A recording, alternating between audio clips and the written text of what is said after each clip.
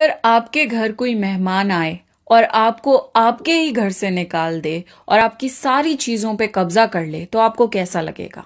कई साल पहले यहूदियों को अपने यहाँ जगह देने से सारी कंट्रीज ने मना कर दिया था। तब फिलिस्तीन ने यहूदियों को अपनी कंट्री में जगह दी और आज वही यहूदी फिलिस्तीनियों को उनके घर से निकाल कर मार रहे हैं और उनकी जगहों पर कब्जा कर रहे हैं। जो वीडियोस आप पिछले कुछ दिनों से इंटरनेट पे देख रहे हैं वो फिलिस्तीन में पिछले 70 साल से हो रहा है। बस अब डिफरेंस ये है कि यहूदी मस्जिदुल अक्सा पर कब्जा करना चाहते हैं।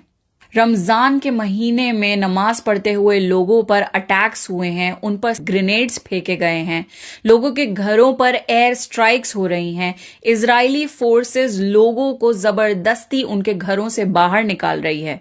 बेरहमी इतनी बढ़ गई है कि वो ये नहीं देख रहे कि मासूम बच्चे हैं या औरतें, सबको बेरहमी से मार रहे हैं। हर तरफ मौत है, हर तरफ खून है।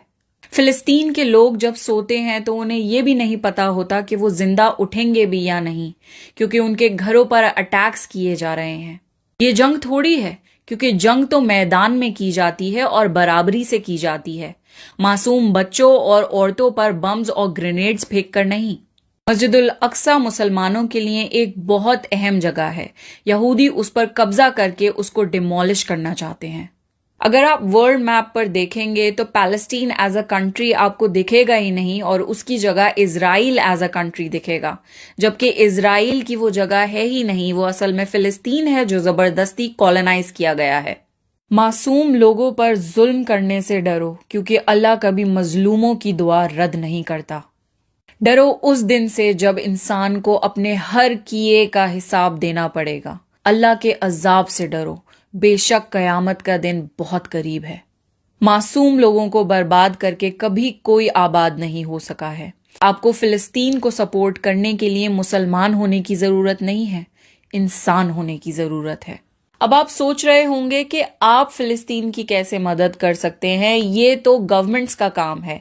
बेशक मुसलमान कंट्रीज को इजराइल को ऐसे जुल्म करने से रोकना चाहिए, but on your personal level आप फिलिस्तीन के लिए डोनेशंस कर सकते हैं। बहुत सारी डोनेशन रैलीज चल रही हैं जिसमें आप अपने पैसे डोनेट कर सकते हैं।